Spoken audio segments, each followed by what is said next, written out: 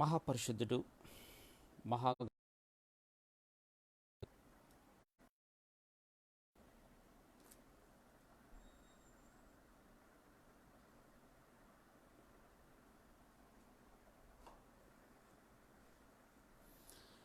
మహాపరిశుద్ధుడు మహాగణుడు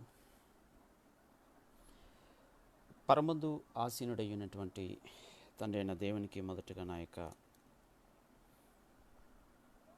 స్తుతులు స్తోత్రములు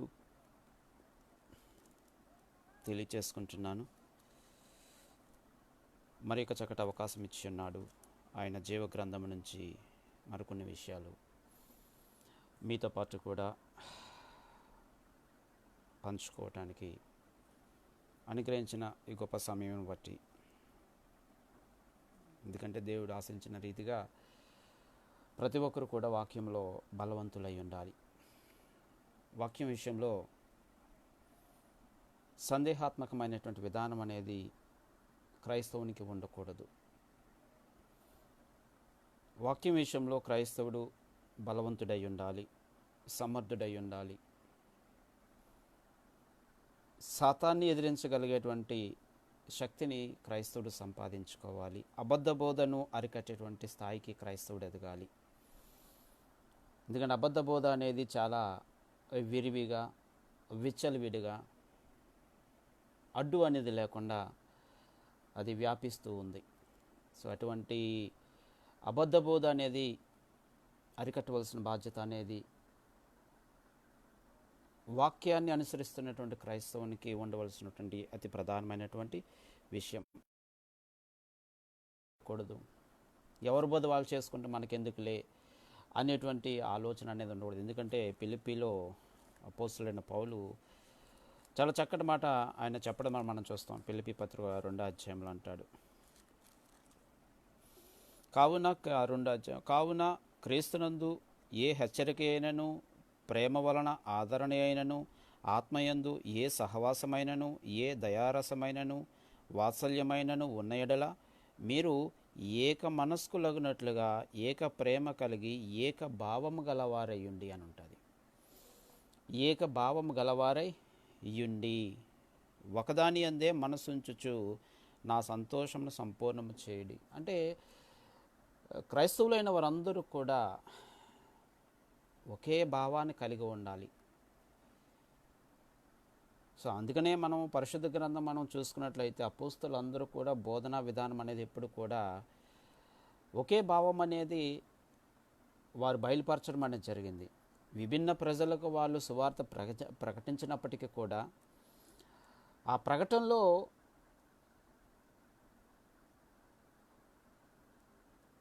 అంత్యమాట అనేది ఒకటే ఉంది వారందరిది కూడా. సో ఈనాడు క్రైస్తవులమై ఉన్నటువంటి మనము కూడా మనం ఎక్కడెక్కడ ఏ రకంగా ప్రకటించుచున్నప్పటికీ కూడా మన యొక్క భావం అనేది ఒకటై ఉండాలి. సో దాని కొరకనే అనేక మంది సహోదరులు అనేక రకాలుగా సత్యాన్ని ప్రకటించడంలో ముందుకు వెళ్తున్నారు.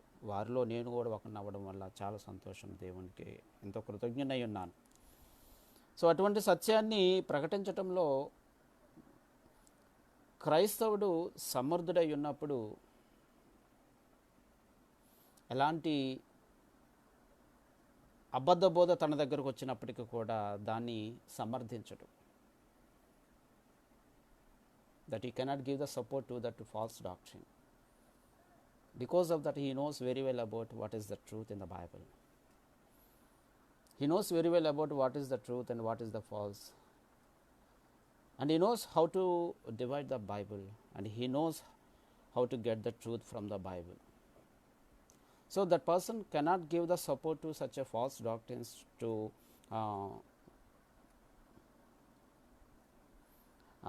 extend. So that's I am requesting to all the Christians, to all the people of the God, children of God, be sober in the truth and be strong in the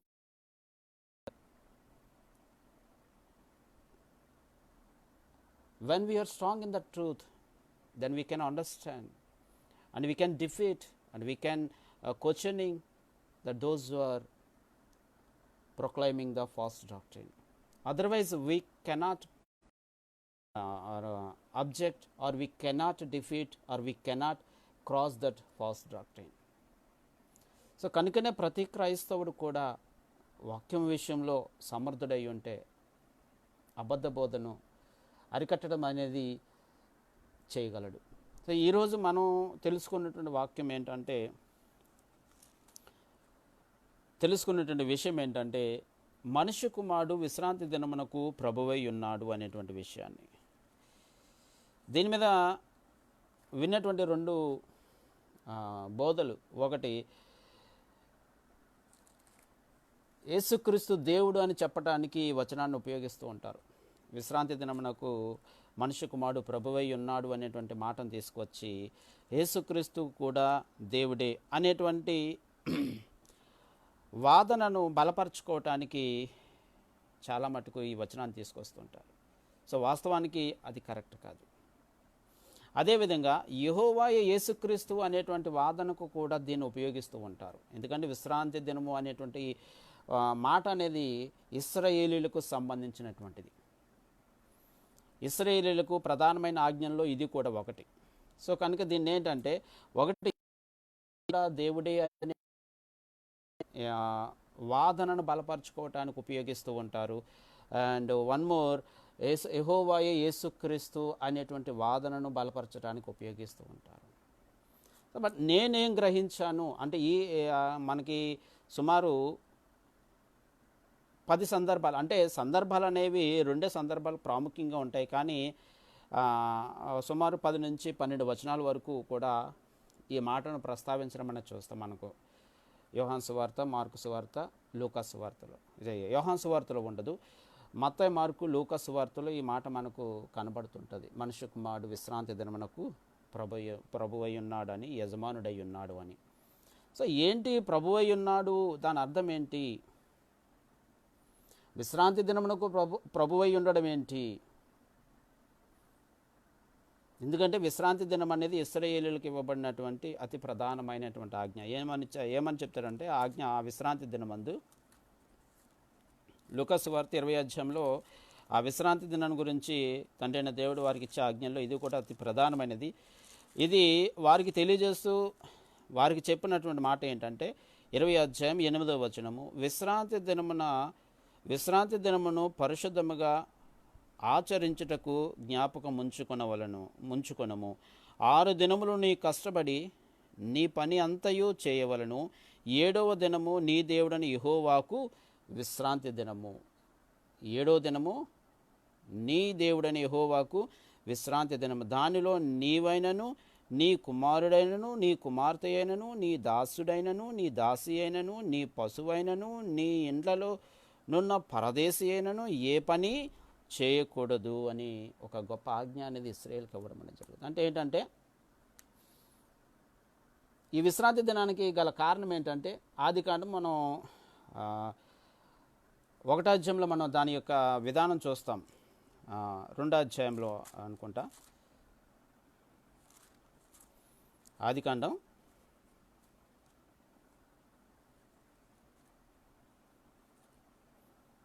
2వ అధ్యాయం మనం చూసుకున్నట్లయితే,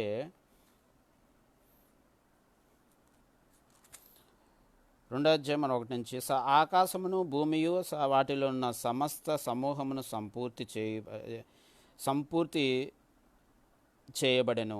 దేవుడు తాను చేసిన తన పని అంతటి 7 దినముల్లోగా సంపూర్తి చేసి తాను చేసిన తన పని అంతటి నుండి 7వ దినమున విశ్రమించెను. కాబట్టి దేవుడు ఆ 7వ దినమును ఆశీర్వదించి పరిశుద్ధపరచను అనే మాట ఉంటుంది. అంటే ఏంటంటే, మానవుడైనటువంటి వాడు నిరంతర శ్రమజీవి. అంటే అనుదినము కూడా శ్రమిస్తూనే ఉంటాడు. అనుదినము కూడా ఆ శ్రమ అనేది మానవ జీవితంలో ఒక భాగం అయిపోయింది. శ్రమించకపోతే మానవునికి మనుగడ, అంటే దట్ మీన్స్ అంటే జీవన విధానం అనేది కుంటుపడుతుంది. సో మానవుడు అనుదినము కూడా శ్రమిస్తూ ఉంటాడు. ఈ శ్రమ నుంచి మానవునికి విశ్రాంతి అనేది కావాలి. మానవునికి విశ్రాంతి అనేది కావాలి. సో మానవునికి విశ్రాంతి అనేది కావాలంటే అది ఎట్లా అవుద్ది? ఈ సృష్టిని చేసినటువంటి వ్యక్తే ఒక విశ్రాంతి దినాన్ని ఏర్పాటు చేశాడనమాట. అదే అక్కడ ఆదికాండం 2వ అధ్యాయం మనం చూస్తాం. దేవుడు తాను చేసిన పని అంతటి నుండి ఆయన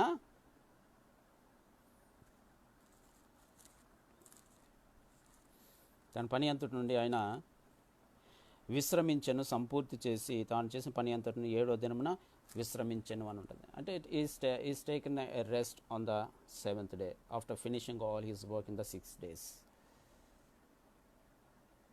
దాన్ని ఏం చేశాడంటే దాన్ని ఆశీర్వదించాడు.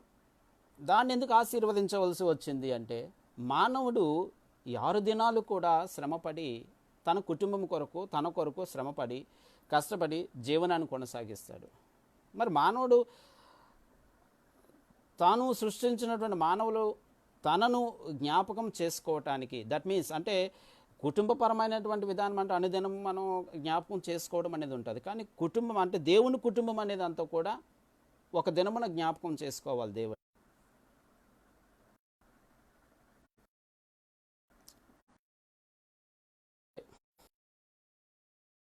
దినాలు విశ్రమించి 7వ దినమున ఆయన 6 దినాలు ఆయన శ్రమించి 7వ దినమున విశ్రమించాడు. మానవులు కూడా వారు చేసిన పని అంతటి నుండి కూడా ఒక దినమంటూ వారికి that they need some day to take rest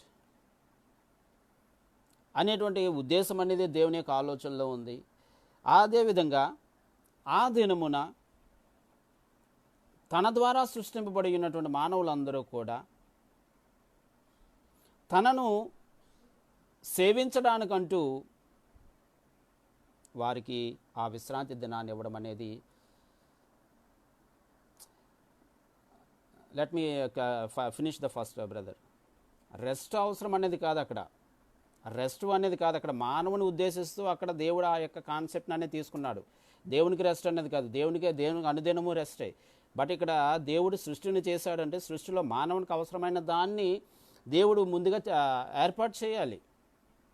మానవునికి అవసరమైన దాన్ని దేవుడు ముందుగా ఏర్పాటు చేయాలి. కనుకనే ఆ యొక్క ఆలోచన సరళి అనేది దేవుళ్ళలో ఉంది. ఆలోచన సరళి అనేది దేవుళ్ళలో ఉంది కాబట్టి దాన్ని ముందుగా ప్రణాళికలో పెట్టడం అనేది జరిగింది. అంతేకాని దేవునికి రెస్ట్ అంటే అదేదో దేవుడు కష్టపడి చెమట కారుస్తున్నాడని అర్థం కాదు అక్కడ. That refers to that man. He always thinking about the human beings. And that he has appointed one day for the rest అనేది ఆలోచన చేయాలి బ్రదర్. అంటే అక్కడ దేవునికి రెస్ట్ అని. కాబట్టి ఇక్కడ దేవుని యొక్క ఆలోచన సరళి అనేది we need to understand what is the plan of God. Why God plan in a systematic manner. ఇక్కడ ఆ యొక్క విశ్రాంతి దినం అనే దాన్ని మానవులకు అనుగ్రహిస్తూ చాలా క్లియర్గా చెప్పాడు. నిర్గమాకాండం స్పష్టంగా చెప్తాడంటే ఆ దినమున ఏ ఒక్కరూ కూడా ఎలాంటి పని చేయకూడదు. ఏ ఒక్కరు కూడా ఎలాంటి పని చేయకూడదు. దాసులైనను దాసీలైనను పశువులైనను ఏమైనప్పటికీ కూడా అన్ని ఆ దినమున ఏ పని ఉండకూడదు అని ఒక బల్ల గుద్ది చెప్పడం అనేది మనం నిర్గమాకాండము 20వ అధ్యాయం 8వ వచనం మనం చూస్తాం చాలా క్లియర్గా. కారణం ఏంటంటే మానవునికి నిరంతర శ్రమజీవి, ఆ నిరంతర శ్రమజీవికి విశ్రాంతి అనేది అవసరము. ఆ విశ్రాంతి తీసుకునేటువంటి సందర్భంలో తన బిడ్డలందరూ కూడా ఏకముగా కూడి తనను సేవించుకోవటానికి అనేటువంటి గొప్ప ఆలోచన. ఎందుకంటే మానవుడు సర్వసాధారణంగా జ్ఞాపకం చేసుకుంటూనే ఉంటాడు. కానీ దేవుని పిల్లలందరూ కలిసి జ్ఞాపకం చేసుకోవాల్సినటువంటి అవసరత ఎంతైనా ఉంది. ఇండివిజువల్గా చేయడం అనేది వేరు, అది ప్రతి ఒక్కరూ చేస్తుంటాం. కానీ దేవుని కుటుంబం అంతా కలిసి చేయడం అనేది చాలా ప్రాముఖ్యమైనది. ఇది దేవుని కుటుంబము, మనది మానవ కుటుంబం. అంటే కుటుంబాల కంటే వేరు వేరు, ప్రతి ఇంటికి ఒక తండ్రి ఉంటాడు, తల్లి ఉంటాడు. కానీ సమస్త మానవులకు తండ్రి ఒక్కడే. సో ఈయన జ్ఞాపకం చేసుకోవాల్సినటువంటి అవసరత ప్రతి ఒక్కరికి కూడా ఉంది.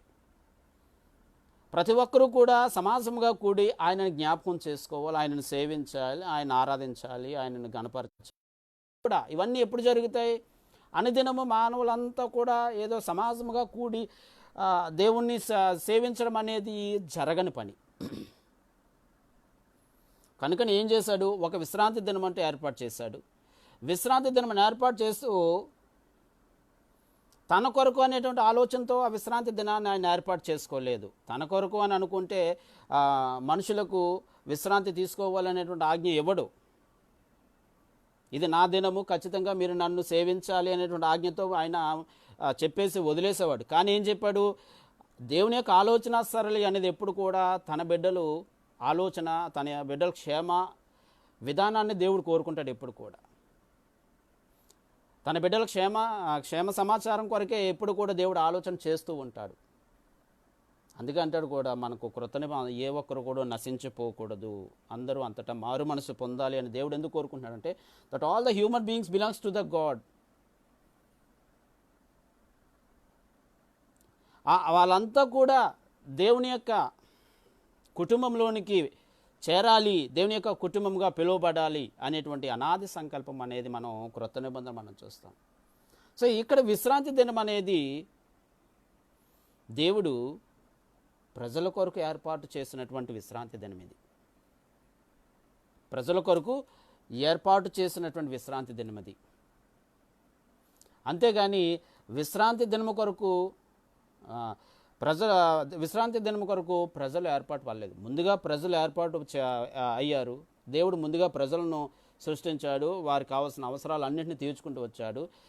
ఎప్పుడైతే ఈ విధానం అనేది వచ్చిందో, సో ఆ ప్రజలందరికీ కూడా ఒక విశ్రాంతి దినాన్ని ఏర్పాటు చేసి అది వారికి ఇవ్వడం అనేది మనం చూస్తాం. యేసుక్రీస్తు వారి మాట చెప్పడం అని మనం చూస్తాం. మత్తయి సువార్తలో అంటాడు, విశ్రాంతి దినము కొరకే, మనుషుల కొరకు విశ్రాంతి దినము కానీ విశ్రాంతి దినము కొరకు మనుషులు కాదు అన్నట్టుగా ఆయన చెప్పడం అని మనం చూస్తాం ఆయన మాటల్లో.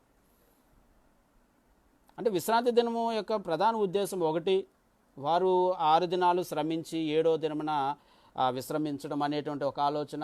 ఆ 7వ దినమున తనను సేవించాలి, తనను ఆరాధించాలి, పూజించాలి అనేటువంటి మరొక అతి ప్రధానము. ఇవి రెండూ కూడా దేవుని యొక్క సంకల్పంలో భాగమై ఉన్నాయి. కనుకనే విశ్రాంతి దినాన్ని ఆయన ఆశీర్వదించాడు. ఆ విశ్రాంతి దినాన్ని ఇశ్రాయేలుకి ఇచ్చాడు. విశ్రాంతి దినమున ఖచ్చితంగా సమాజంగా కూడి ఆ ఇశ్రాయేలీలందరూ కూడా దేవుని సేవించడం అనేది చేసుకుంటూ వచ్చారు.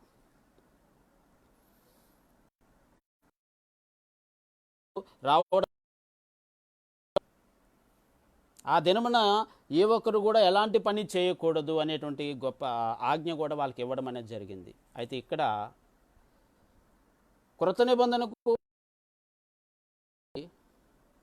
అంటే పరిసయ్యుల ఆలోచన సరళి ఏ విధంగా వెళ్ళిపోయింది? విశ్రాంతి దినమున ఏ పని, అది మంచి పని అయినా సరే చేయకూడదు అనేటువంటి ఒక స్టేజ్కి వెళ్ళిపోయారు శాస్త్రులు, పరిసయ్యులు అంతా కూడా. యూదులు ఏ పని చేయకూడదు అని మనకు గ్రంథం చెప్పింది, కరెక్టే, ఏ పని చేయకూడదు. కానీ అది మంచిదైనప్పుడు ఆ పని కూడా చేయకూడదు అనేటువంటి ఆలోచన స్థాయికి వెళ్ళిపోయారు పరిసయ్యులందరూ కూడా.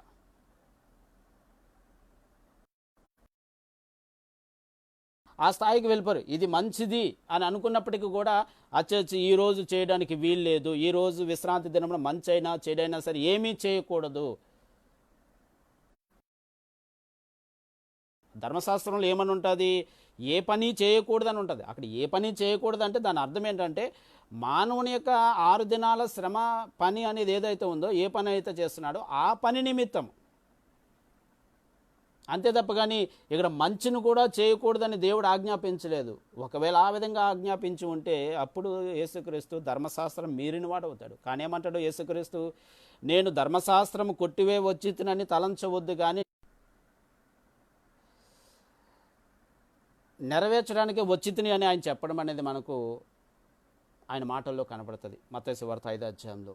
సో అటువంటిప్పుడు నెరవేర్చడానికి వచ్చితిని అని చెప్పినటువంటి యేసుక్రీస్తు మరి ధర్మశాస్త్రాన్ని ఏ విధంగా మీరి ఆయన దేవునికి విరుద్ధంగా చేయగలడు? చేయలేడు. అంటే ఏంటి అక్కడ? శాస్త్రులు, పరిసయ్యులు ధర్మశాస్త్రాన్ని తమకు అనుకూలంగా మార్చుకోవడం అనేది చేయడం అనేది జరిగింది. అంటే దేవుని రాజ్యాన్ని బలత్కరించడం అనేది జరిగింది. వారి యొక్క ఆలోచనలు, వారి యొక్క పద్ధతులు, సిద్ధాంతాలు అన్నింటిని కూడా ధర్మశాస్త్రంలోనికి ఇమిడ్ చేసి వారి యొక్క ఆలోచనానుసారంగా యూదులను నడిపించడం అనేది చేసుకుంటూ రావడం అనేది జరిగింది. కనుక యేసుక్రీస్తు కూడా వాళ్ళని ఉద్దేశిస్తూ అంటాడు, మీ యొక్క పారంపర్యాచారం నిమిత్తము దేవుని యొక్క ఆజ్ఞను నిరర్ధకం చేయుచున్నారు అనేటువంటి మాట ఆయన చెప్పడం మనం చూస్తాం మత్తయి సువార్త 15వ అధ్యాయంలో.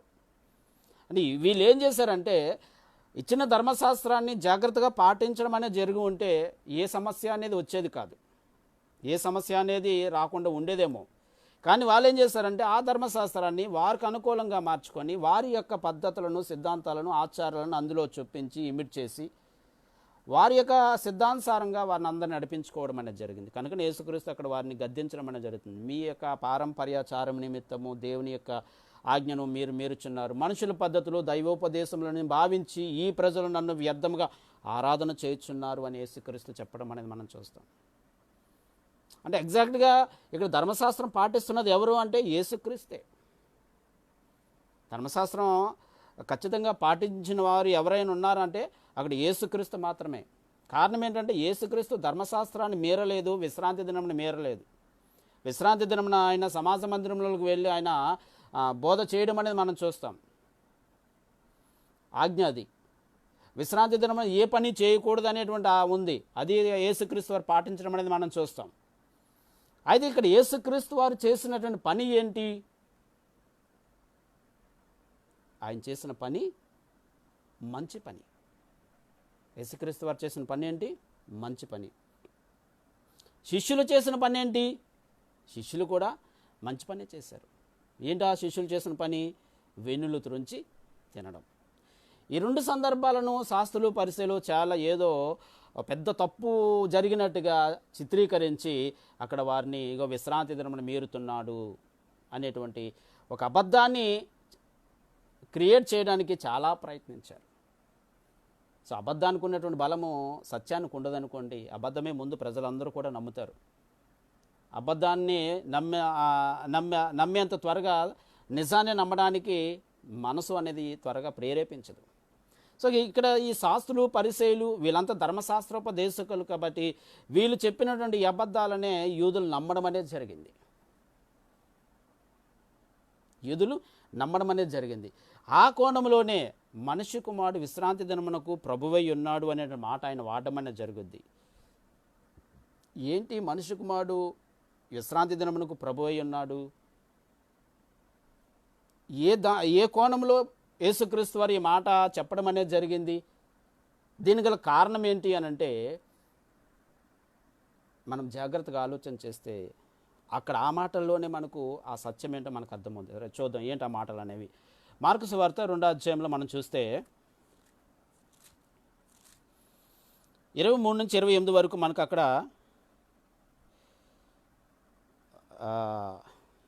విశ్రాంతి దినమున పంట చేలో పడి శిష్యులు వెన్నులు తుంచి ఆకలిస్తే ఆ వెన్నులు తుంచి ఆకలి తీర్చుకోవడం అనేది జరుగుద్ది. ఇక్కడ ఏమంటాడంటే మనిషి కుమారుడు విశ్రాంతి దినమునకు ప్రభువై ఉన్నాడు అనేటువంటి మాట యేసుక్రీస్తు వాడడం అనేది జరుగుద్ది. ఇది మనకి ఎక్కడంటే మార్కు సువార్త 2:23-28, మత్తయి సువార్త 12:1-8, లూకా సువార్త 6:1-5 ఈ యొక్క సందర్భాల్లో మనకి ఇది కనబడుతుంది. ఈ వీళ్ళు వెన్నులు తుంచుకొని తినడం అనేది. ఇక్కడ యేసుక్రీస్తు వారు మాట్లాడుతూ పాత నిబంధనలో ఉన్నటువంటి ఒక విషయాన్ని కూడా ఇక్కడ ఆయన చూపించడం అనేది జరుగుద్ది. పాత నిబంధనలో ఒక సందర్భాన్ని. ఏంటి ఆ సందర్భం అంటే అబ్యాతారు ప్రధాన యాజకుడై ఉన్నప్పుడు దావీదు తనతో ఉన్నవారు ఆకలి కొనగా ప్రధాన యాజకుడు తప్ప మరి ఎవరూ ముట్టని సముఖపు రొట్టెలు తీసుకొని దావీదు తన యొక్క సేవకులు తినడం అనేది జరుగుద్ది. దావీదు తన సేవకులు తినడం అనేది జరుగుద్ది. అంటే ఏం చేశారు ఇక్కడ వీళ్ళు? ఆకలి వేస్తుంది దావీదు వారి యొక్క సేవకులకు. ఆకలి వేస్తున్నప్పుడు ఏం చేయాలి? దేవుడు ఆకలితో మనుషులు చచ్చిపోమని ఆజ్ఞాపించలేదు కదా. మీరు ఆకలి వేసినా, మీరు ఏం చేసినా విశ్రాంతి దినం మేరకూడదని చెప్పట్లేదు. అయితే ఇక్కడ వీళ్ళకి ఏమైంది? అబ్యాతారు ఆకలితో ఉన్నప్పుడు, దాన్ని మనకు రిఫరెన్స్ అబ్యాతారు అనే దాన్ని రాజుల గ్రంథంలో మనకు అది కనబడుతుంది.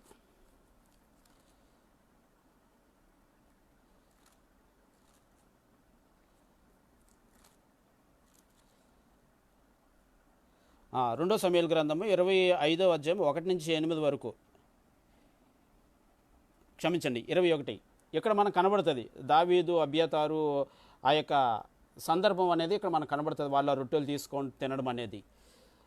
ఇక్కడ అపోస్తులైన వారు కూడా, అంటే యేసుక్రీస్తు శిష్యులు కూడా ఆకలి వేసినప్పుడు వారు వెన్నులు తురించి ఎట్లాగైతే విశ్రాంతి దినమున ఆకలి తీర్చుకున్నారో, అదేవిధంగా ఆనాడు దావీదు కాలమందు కూడా దావీదుకు ఆకలి వేసినప్పుడు దేవుని సముఖంలోని రొట్టెలు తీసుకుని, అప్పటికే ఆ దేవుని సముఖంలో వాళ్ళు ఉన్నారు, దేవుని సముఖమందు ఉన్నారు దావీదు అతని సేవకులు. వారికి ఆకలి వేసింది. అక్కడ ఆకలి వేసినప్పుడు అక్కడ వారికి తినడానికి ఏమీ లేదు, ఉన్నదల్లా ప్రధాన యాజకునికి మాత్రమే కేటాయించినటువంటి ఆ యొక్క రొట్టెలు ఉన్నాయి. మరి ఏం చేయాలి అక్కడ? అక్కడ ఏం చేయాలి? ప్రధాన యాజకుడు మాత్రమే తినవలసిన రొట్టెలు మాత్రమే అక్కడ ఉన్నాయి. కానీ వీళ్ళు ఆకలితో అలమటిస్తున్నారు, ఆకలితో చనిపోతున్నారు. ఆకలితో చనిపోతున్నటువంటి వీళ్ళు ఆకలి తీర్చుకోవాలి, ప్రాణాలు కాపాడుకోవాలి. ప్రాణం ఉంటేనే దేవుని మనం సేవించగలం. Once we lose the life, nothing is there. We can't adore the God. We can't adore the God. Because of that, that life is important to adore the God and to praise the God. If he doesn't have the life, and how we can adore, how we can praise the God? ఇక్కడ దావీదు తన యొక్క సేవకులకు అటువంటి క్లిష్టమైన పరిస్థితి వచ్చినప్పుడు అక్కడ వాళ్ళు ఏం చేసిన పని ఏంటి? మంచి పని. అంటే తమ ప్రాణాలను కాపాడుకున్నారు. మరి తమ ప్రాణాలను కాపాడుకున్నటువంటి వారు ధర్మశాస్త్రాన్ని మీరారని మనం అనుకోవాలా? లేకపోతే విశ్రాంతి దినాన్ని మీరారని మనం అనుకోవాలా? సో అంటే మంచి కార్యము చేయాలనుకున్నప్పుడు ఏ దినమైనా సరే ఆటంకమైనది కాదు. ఇక్కడ అపోస్తులు ఆకలి వేసినప్పుడు విశ్రాంతి దినమున వెన్నులు త్రుంచి తమ ఆకలి తీర్చుకున్నారు. విశ్రాంతి దినమున వెన్నులు త్రుంచి తమ ఆకలి తీర్చుకున్నారు. అంటే అది తప్పు కాదు. సో దట్ మీన్స్ అంటే ఏంటి? విశ్రాంతి దినమున తప్పు చేశారనేటువంటి కోణంలోనికి పోయినటువంటి శాస్త్రులను పరిశీలన ఉద్దేశిస్తూ ఈ యొక్క అంటే ఈ యొక్క సందర్భాన్ని, పాత నిబంధనల సందర్భాన్ని తీసుకువచ్చి ఇక్కడ చూపించడం అనేది మనం చూస్తాం. సో అంటే దాని అర్థం ఏంటి? మనుష్య కుమారుడు విశ్రాంతి దినమునకు ప్రభువై ఉన్నాడు అంటే ఇక్కడ యేసుక్రీస్తును ఉద్దేశిస్తూ తాను విశ్రాంతి దినమునకు ప్రభువై ఉన్నాడు అనేటువంటి కోణంలోని తీసుకురాలేదు. ఇక్కడ జాగ్రత్తగా ఆలోచన చేయండి. ఇక్కడ ఎవరిని తీసుకొచ్చాడు? దావీదును, అపోస్తలును. ఇక్కడ దావీదు చేసినటువంటి కార్యం అనేది కూడా ఒక గొప్ప మంచి కార్యం. అంటే ఏంటి? తమ ప్రాణాలను కాపాడుకోవడం అనేది చేస్తారు. అంటే ఏంటి? ఒక మంచి పని చేయడానికి ఏ దినము కూడా ఆటంకమైనది కాదు. ప్రభు అనేవాడు కూడా ఎప్పుడు కూడా మంచి పని చేయడానికే చూస్తాడు, చెడ్డ పని చేయడానికి చూడ్డు. అంటే ఆ దినమున మంచి చేయాలనుకున్నప్పుడు ఖచ్చితంగా మంచి చేయడమే. ఆ మంచి చేసిన వాడే గొప్పవాడు, ప్రభువు, యజమానుడు. అంతేగాని ఇక్కడ యేసుక్రీస్తు తాను విశ్రాంతి దినమునకు ప్రభు అనేటువంటి ఉద్దేశంతో అక్కడ చెప్పట్లే మనుష్య కుమారుడు విశ్రాంతి దినమునకు ప్రభు అని. ఇక్కడ మనుష్య కుమారుడు అంటే ఏంటి? దాని అర్థము మానవులైన వారు ఒక మంచి చేయాలనుకుంటున్నప్పుడు ఆ మంచికి వాళ్ళు యజమానులై ఉంటారు. ఇక్కడ అపోస్తులు ఆకలి వేసింది, వెన్నులు త్రుంచి ఆకలి తీర్చుకున్నారు. దట్ మీన్స్ ఏంటి? వారి యొక్క ప్రాణాలను వారు కాపాడుకున్నారు. ఇక్కడ దావీదు వారి సేవకులు కూడా ఆ విశ్రాంతి దినమున ప్రధాన యాజకుడు మాత్రమే తినేటువంటి ఆ సముఖపు రొట్టెలను వీళ్ళు తిని వారికి ప్రాణాలను కాపాడుకున్నారు. అంటే ఏంటి? మనుషులైనటువంటి వాళ్ళు వారి ప్రాణాలను కాపాడుకున్నారంటే ప్రభువులే కదా, ప్రభువులే కదా వాళ్ళు. వారు వారి యొక్క ప్రాణాలు కాపాడుకున్నారంటే దాని అర్థం ఏంటి? ఇంకా ప్రభువులు కదా. అక్కడ అది ఆయన చెప్తున్నటువంటి ఉద్దేశం. అంతేగాని నేను విశ్రాంతి దినమునకు ప్రభువును అంటే అక్కడ ఏదో మనం ఏదో యేసుక్రీస్తు కూడా ప్రభు అని చెప్పాడు అనేటువంటి కోణంలోనికి వెళ్ళిపోతున్నాం మనం. పూర్తిగా టోటల్ ఓవరాల్గా మనం ఏంటంటే ఆ యొక్క భయంకరమైన బోధనకు వెళ్ళిపోయి మనకు నచ్చిందని మనం ప్రకటించుకుంటున్నాం. కానీ ఇది కరెక్ట్ కాదు. కాన్సెప్ట్ ఏంటి అనేది అక్కడ చెప్తున్నాడు. దేని కొరకు చెప్తున్నాడు? ఆకలి వేస్తున్న అపోస్తులు వెన్నులు త్రుంచి వారి ప్రాణాలను కాపాడుకున్నారు. అదే పని దావీదు వారి సేవకులు చేశారు. సో అంటే ప్రాణాలు కాపాడుకోవడం అనేది ఏంటి, కాపాడడం అనేది ఏంటి, గొప్ప కార్యమే కదా. గొప్ప కార్యం చేశారంటే వాళ్ళు ఏమవుతారు మరి, అంటే ఆ దినమున వాళ్ళు చేశారు కాబట్టి అది వారు కాపాడుకున్నారు కాబట్టి ప్రభువులుగా వర్ణించడం. మరొక దినమనే చూస్తే మరొక దినమని అయితే ఇంక ఇది ఈ సమస్య రాదు. ఇది విశ్రాంతి దినమని ఎందుకు రావాల్సి వచ్చిందంటే అక్కడ శాస్త్రులు పరిసయ్యులు విశ్రాంతి దినమని ఏ పని కూడా చేయకూడదు, ఇంకా ఏ పని కూడా చేయకూడదు. అది మంచి అయినా చెడైనా సరే, మంచి ఏదైనప్పటికీ కూడా ఏ పని చేయకూడదు అనేటువంటి ఒక ఆజ్ఞను ధర్మశాస్త్రంలో వాళ్ళు ధర్మశాస్త్రాన్ని సవరణ చేసి అందులో పెట్టేశారు. ఇప్పుడు మన రాజ్యాంగాన్ని ఏ విధంగా అయితే సవరణ చేసి కొన్ని ఆజ్ఞలు తీసేస్తున్నారు, కొన్ని ఆజ్ఞలను వాళ్ళు ఎట్లాగైతే అమెండ్మెంట్ చేస్తున్నారో, ధర్మశాస్త్రంలోనూ కూడా ఈ శాస్త్రులు పరిశీలు కూడా ఏం చేస్తున్నారంటే వారి యొక్క ఆజ్ఞలను తీసుకెళ్ళి ధర్మశాస్త్రంలో అమెండ్మెంట్ చేసి ఈ విధంగా యూదులందరూ కూడా నడుచుకోవాలి, విశ్రాంతి దినం ఏ పని చేయకూడదు, విశ్రాంతి దినం ఎలాంటి పని చేయకూడదు అనేటువంటి ఒక గుడ్డి విధానాన్ని తీసుకువెళ్ళారు. అందుకంటాడు మీరు పరిశీలన ఉద్దేశిస్తూ వీరు గుడ్డివారయ్యండి, గుడ్డివారికి దారి చూపువారు కనుక చివరికి వీళ్ళు గుంటలో పడతారు అనేటువంటి ఒక ఉద్దేశాన్ని చెప్తుంటాడు. ఇక్కడ అపోస్తులు ఏ విధంగా అయితే తమ యొక్క ప్రాణాలను కాపాడుకున్నారో దాన్ని బేస్ చేసుకొని అక్కడ మనిషి కుమారుడు విశ్రాంతి దినమునకు ప్రభువై ఉన్నాడు అనేటువంటి కాన్సెప్ట్ తీసుకొస్తున్నాడు. అంటే మానవుడైనా ఎవడైనప్పటికీ కూడా ఆ దినమున ఒక మంచి కార్యం చేశాడు, ఒకరి ప్రాణం కాపాడాడు, లేకపోతే తన ప్రాణం కాపాడుకున్నాడు అని అనుకుంటే ఖచ్చితంగా అతడు ప్రభువే ఆ రోజున. విశ్రాంతి దినం ఇప్పుడు ఆదివారం నాడు మనం వెళ్తున్నాం ఆరాధనకి, మనం సిద్ధపడి ఆరాధన చేయడానికి సమాజంగా కూడుకోవడానికి మనం బయలుదేరినప్పుడు అనుకున్న విధానంలో మనకు ఒక సంఘటన ఎదురయ్యింది. ఆ టైంలో మనం ఏం చేయాలి ఆ టైంలో? అచ్చచ్చ కుదరదు, ఈరోజు మనం ఆరాధన కాబట్టి ఖచ్చితంగా ఆరాధనకు వెళ్ళిపోవాలి అని కాదు. మొదట అతని ప్రాణం రక్షించాలి మనకు సాధ్యమైతే. If you are capable, yes I can save that person. If I am a capable person to save that person, just do it first. దేవుడు అది కోరుకుంటున్నాడు. నిన్ను వల్లే నీ పొరుగువాన్ని ప్రేమించము అనేటువంటి మాట మనం ఆలోచన చేయాలి. మనం ఆదివారం నాడు ఆరాధన చేయడానికి కూడుకునేటప్పుడు అనుకోని విధానంలో ఒక సంఘటన మనకు ఎదురైనప్పుడు ఖచ్చితంగా దానికి మనం రియాక్ట్ అవ్వాలి. దాన్ని మనం ఎంతవరకు దాన్ని మనం సాల్వ్ చేయగలము అని అనుకున్నాం. ఒకవేళ ఇన్ కేసు మనం అతన్ని రక్షించామనుకోండి, ఆ దినమున అతన్ని రక్షించిన వారు మనమే అవుతాం. రక్షించేవాడు ఎవడండి? దానికి మరో పదం ఏంటి? ప్రభువు. ఒకరిని రక్షించగలిగాడు అంటే అది మరొక నిర్వచనం ఏమొస్తుంది అంటే ప్రభు అనేటువంటి నిర్వచనం వస్తుంది. ఆ యొక్క ఆలోచనతో మనం చూడాలి తప్ప కానీ మరొక ఏదో కొత్త రకాలుగా మనం ఏదో ఎక్కడో నేర్చుకున్న బోధకో ఏదో రకమైన బోధకో మనం ఫిక్స్ అయిపోవడం కాదు. ఇది ఇక్కడ మరో సందర్భం మనం చూద్దాం. మరో సందర్భం ఏంటి? లూకాసు వార్త 13వ అధ్యాయము. ఇక్కడ ఒక సందర్భం ఉంది, ఇది కూడా సేమ్ అలాంటిదే. అంటే అక్కడ ఆకలిని తీర్చుకున్న వాళ్ళు వారి ఆ ప్రాణాలను కాపాడుకున్నారు. ఇక్కడ ప్రాణాలను కాపాడి గొప్ప వ్యక్తిగా చూపించడం అని మనం చూస్తాం. లూకాసు వార్త 13వ అధ్యాయం అక్కడేముందో మనం చూద్దాం. 13వ అధ్యాయం 10 నుంచి 17 వరకు. విశ్రాంతి దినమున ఆయన యొక్క సమాజ మందిరం బోధించుచున్నప్పుడు 18 ఏండ్ల నుండి బలహీనమని యొక్క దయ్యము పట్టిన ఈ యొక్క స్త్రీ అచ్చట ఉండెను. ఆమె నడుము పడిపోయి ఎంత మాత్రమును చక్కగా నిలబడలేక ఉండెను. యేసు ఆమెను చూచి రమ్మని చెప్పి అమ్మా, నీ బలహీనత నుండి విడుదల పొంది ఉన్నావని ఆమెతో చెప్పాను. ఆమె మీద చేతులుంచగానే ఆమె చక్కగా నిలబడి దేవుని మహిమపరచెను.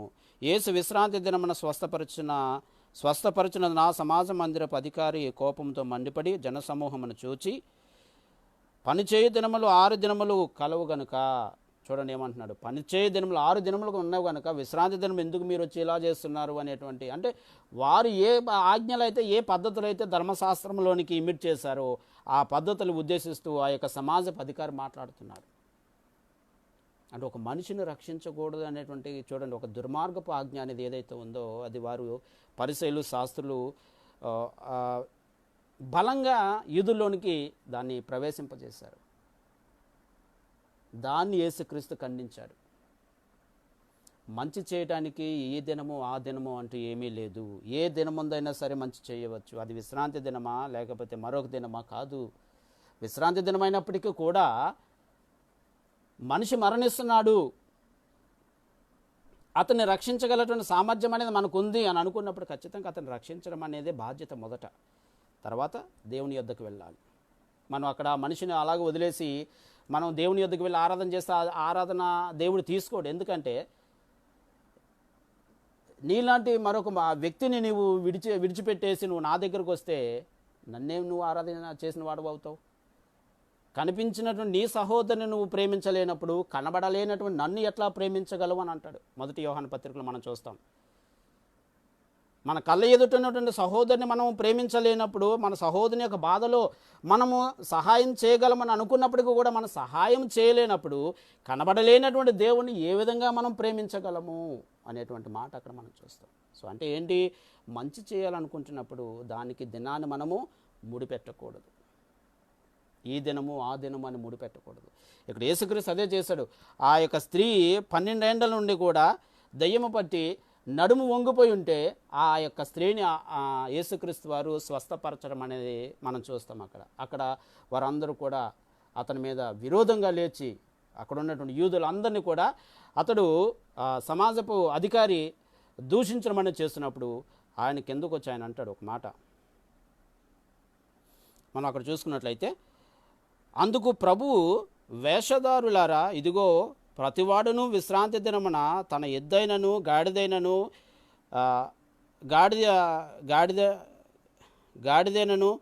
గాడి యొద్ద నుండి విప్పి తోలుకొని పోయి నీళ్లు పెట్టును కదా.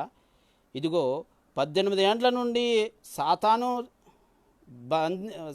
బంధించిన అబ్రహాము కుమార్తె అయిన ఈమెను విశ్రాంతి దినమున ఆమె కట్ల నుండి విడిపించతగదా అని అతనితో చెప్పాను. ఏం చెప్పాడండి?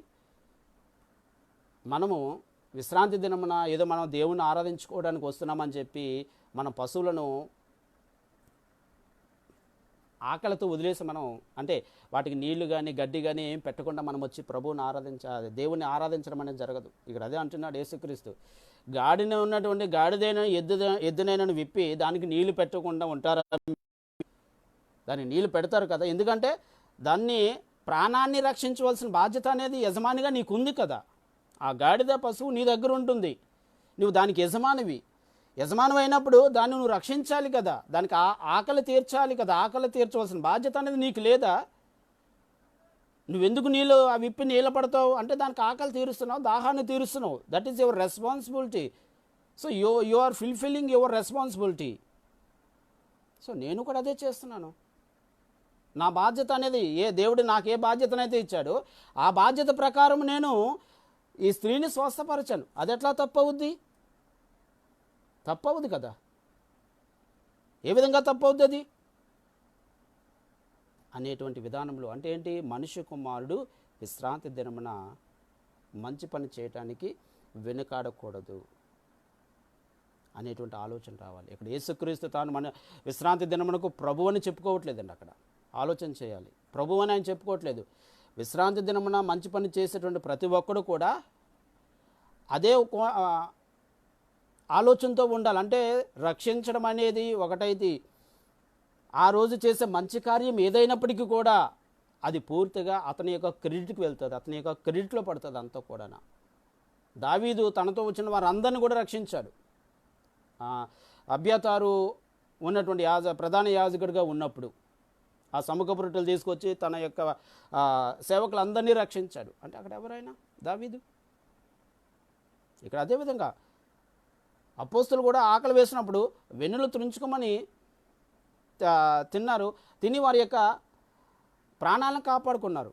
అక్కడ మరి ఏ విధంగా మనం చూడాలి? అదేవిధంగా యేసుక్రీస్తు విశ్రాంతి దినమున ఒక స్త్రీని కాపాడాడు. 12 సంవత్సరాల నుండి దయ్యం పట్టి నడుము వంగిపోయి ఉన్నటువంటి స్త్రీని. సో అదేవిధంగా మరి అదే అంటున్నాడు అక్కడ, మీ గాడి యొద్ద నుండి ఒక పశువునైనను గాడిదనైనా విప్పి మీరు నీళ్లు పెట్టరా చెప్పండి? నీళ్ళు పెడతారంటే ఆ యొక్క గాడిదను కానీ ఎద్దును కానీ మీరు కాపాడుతున్నట్టే కదా. మరి నేను అదే చేశాను అనేటువంటి గొప్ప సత్యాన్ని అక్కడ యేసుక్రీస్తు వారు చెప్పడం అనేది మనం చూస్తున్నాం. మరొక విషయం చెప్తారు ఆయన, మత్తయి సువార్త 12వ అధ్యాయంలో ఇక్కడేంటంటే ఒకరిని రక్షించినప్పుడు, స్వస్థపరిచినప్పుడు ఇదే సందర్భం అక్కడ కూడా వాళ్ళు లేవనెత్తుతారు. లేవనెత్తినప్పుడు అక్కడే అంటాడు. మత్తయి సువార్త 12వ అధ్యాయం మనం 9 నుంచి ఇక్కడ మనం చూసుకున్నట్లయితే 9 నుంచి మనం చూసుకున్నట్లయితే, ఆయన అక్కడి నుండి వెళ్ళి వారి సమాజం అందరూ ప్రవేశించినప్పుడు ఇదిగో ఊచ చేయగలవాడు ఒకడు ఉండెను. వారు ఆయన యొద్ద నేరం మోపవలనని విశ్రాంతి దినమున స్వస్థపరచుట న్యాయమా అని ఆయనని అడిగిరి. యేసుక్రీస్తునే శోధించడానికి వీళ్ళు ప్రయత్నిస్తున్నారు. యేసుక్రీస్తు ఎవరండి? మనుషుల హృదయాలను ఎరిగేటువంటి వాడు. యోహాను సువార్త 2వ అధ్యాయంలో ఉంటుంది, మనుషుల హృదయాలను ఎరిగేవాడు అని. వీళ్ళు ఏం ఆలోచన చేస్తున్నారు? ముందుగా యేసుక్రీస్తు తెలుస్తుంది, తెలియకుండా ఉండదు. కానీ వీళ్ళు ఏం చేస్తున్నారు? మనలాంటి మానవుడే కదా ఈయన అనుకొని ఉంటారు. కానీ మానవులకే అతీతుడు ఈయన. మానవుల హృదయాల్లో ఏముందో గ్రహించగలిగేటువంటి గొప్ప శక్తిమంతుడు ఈయన. అటువంటి యేసుక్రీస్తును పరీక్షించాలని అనుకున్నప్పుడు వాళ్ళు ఏమంటున్నారు అక్కడ? వారు ఆయన మీద నేరం మోపవలనని విశ్రాంతి దినమున స్వస్థపరచటం న్యాయమా అని ఆయనని అడిగిరి. అందుకైనా మీలో ఏ మనుషునికైనానో యొక్క గొర్రెయుండి అది విశ్రాంతి దినమున గుంటలో పడిన ఎడల దాన్ని పట్టుకొని పైకి తీయడా? ఏం చేయాలండి ఇప్పుడు? మన యొద్ద ఉన్నటువంటి గొర్రెలో ఒక గొర్రె గుంటలో పడిపోయింది. ఈరోజు ఆదివారం నాడు మాకు ఆరాధనకు వెళ్ళాలి. ఆ టైంకి గొర్రె గుంటలో పడిపోయింది. ఏం చేయాలి మనం? గొర్రెను వదిలేసి ఆరాధనకు వెళ్ళాలా? గొర్రెను రక్షించి ఆరాధనకు వెళ్ళాలా? గొర్రెను రక్షిస్తే నువ్వు గొప్పవాడు అవుతావు. ఎందుకంటే అది నీది, నీ గొర్రె. నువ్వు కాపాడిన, నువ్వు పోషిస్తున్నావు, నువ్వు సంరక్షిస్తున్న గొర్రె నీది. ఆ గొర్రెను కాపాడవలసిన బాధ్యత నీకుంది.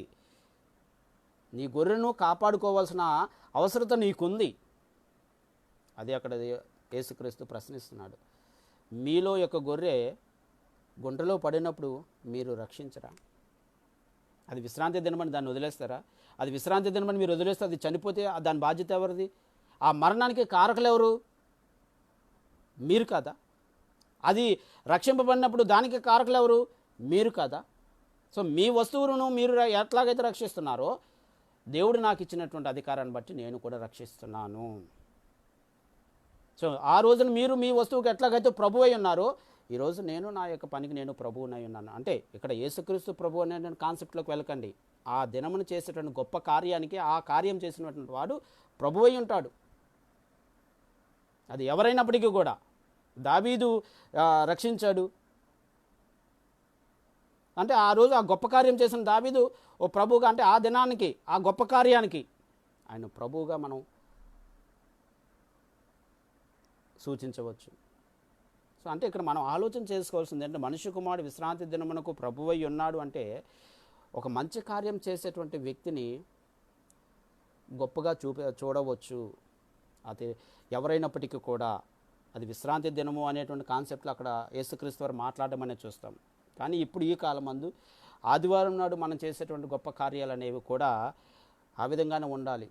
మనం ఆరాధనకు వెళ్తున్నాం కదా అని చెప్పి మనం ముందర దుర్ఘటన జరిగినప్పుడు వాటిని విడిచిపెట్టి వెళ్ళిపోవాల్సిన అవసరం లేదండి. మనకు అవసరమైతే మనం చేతనైనంత సహాయం చేయగలము అని అనుకుంటే ఖచ్చితంగా ఆ పని ముగించుకొని ఆరాధనకు వెళ్ళాలి. ఆ పని ముగించుకొని ఆరాధనకు వెళ్ళడం అనేది ప్రధానమైనటువంటి బాధ్యత. This is the more responsibility. ఇక్కడ అది మనుష్య కుమారుడు విశ్రాంతి దినమునకు ప్రభువై ఉన్నాడు అంటే అర్థం ఏంటి? మంచి కార్యము చేయాలనుకుంటున్నప్పుడు అతడు ప్రభువే. అందుకే ధర్మశాస్త్రంలో కూడా స్పష్టంగా చెప్పబడ్డది ఏంటంటే ఏ పని చేయకూడదని చెప్పబడ్డదే తప్ప కానీ మంచి కార్యాలు కూడా చేయకూడదు అనేటువంటి ఆలోచన అనేది దేవుడిది. ఎందుకంటే దేవుడు మంచివాడైనప్పుడు మంచి కార్యాలు చేయకూడదని ఎట్లా మరలా తన ధర్మశాస్త్రంలో పెడతాడు? దేవుడు దయామయుడు అన్నప్పుడు ఆ విధమైన ఆలోచన ఎందుకు దేవుడు చేస్తాడు అంటే అది ఎవరు పెట్టారు? ఈ శాస్త్రులు పరిచయులు తీసుకొచ్చి ధర్మశాస్త్రంలో దాన్ని అమెండ్ చేసేసి యూదులందరినీ కూడా ఒక మాయా విధానంలోనికి నడిపిస్తున్నారు. సో దాన్ని యేసుక్రీస్తు వారు ఖండించి విశ్రాంతి దినమున మంచి అనేది చేసేవాడే ఎవడైనా సరే ప్రభువే. మనుష్య కుమారుడు విశ్రాంతి దినమునకు ప్రభువై ఉన్నాడు. ఆ రోజు మంచి చేసేటువంటి వాడు ఎవడైనప్పటికీ కూడా. ఆ మంచి చేసేటువంటి వాడే ప్రభువై ఉంటాడు. అంతేగాని నేను ప్రభువును విశ్రాంతి దినానికి అనేటువంటి కాన్సెప్ట్ అయితే ప్రభు ఎక్కడ తీసుకురాలేదు. నేను విశ్రాంతి దినమునకు ప్రభువై ఉన్నాను అని ఎక్కడా చెప్పుకోలేదు. అయితే యేసుక్రీస్తు విషయంలో మనిషి కుమారుడు అనే పదం వాడబడ్డది. కారణం ఏంటంటే అది ఆయన మానవునిగా మనిషి కుమారునిగా భూమి మీద ఆయన జీవించడం అనేది జరిగింది కాబట్టి. మానవునిగా భూమి మీద జీవించాడు, మనిషి కుమారునిగా భూమి మీద జీవించాడు కాబట్టి మనిషి కుమారుడు అనేటువంటి ఆలోచన అంటే ఆ మాట అనేది రావడం అనేది జరిగింది. అంతేగాని యేసుక్రీస్తు ఎక్కడ కూడా నేను విశ్రాంతి దినమునకు ప్రభువై ఉన్నాను అనే మాట అయితే ఎక్కడ కూడా ఆయన చెప్పడం అనేది జరగలేదు. నాకైతే కనిపించలేదు. మరి ఇక్కడ ఆయన చెప్పిన ఉద్దేశం ఏంటంటే మంచి చేసేటువంటి వాడు ఎవడైనప్పటికీ కూడా ఆ మంచి చేసిన దాన్ని బట్టి ప్రభువుగా వాడిని సూచించవచ్చు.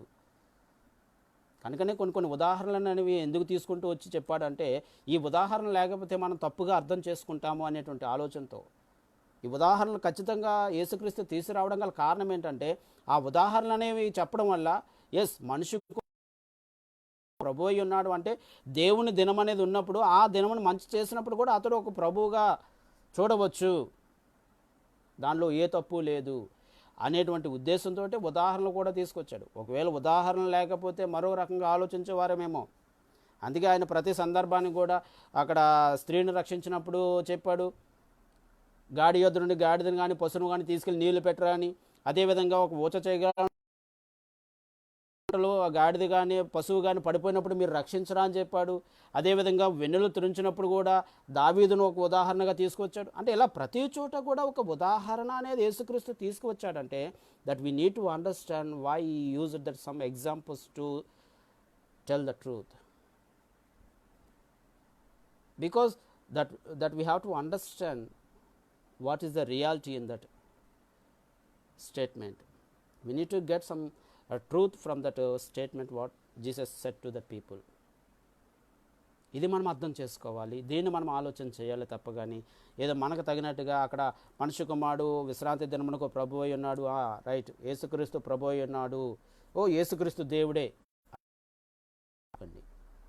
టోటల్గా అక్కడ ఉన్నటువంటి సందర్భాలన్నింటిని కూడా చదివితే ఎందుకు ఆ విధంగా చెప్పవలసి వచ్చింది అనేది మనకు అర్థమవుద్ది. ఒకవేళ మనం చదవలేకపోతే మాత్రము ఏదో పౌలు గారు చెప్పినట్టుగానే సంగతులను పైపైనే చూసుకుంటూ మనం వెళ్ళిపోతుంటాం. సో యేసుక్రీస్తు వారు కూడా చాలా జ్ఞానంతో ఉదాహరణలు తీసుకురావడం అనేది జరిగింది.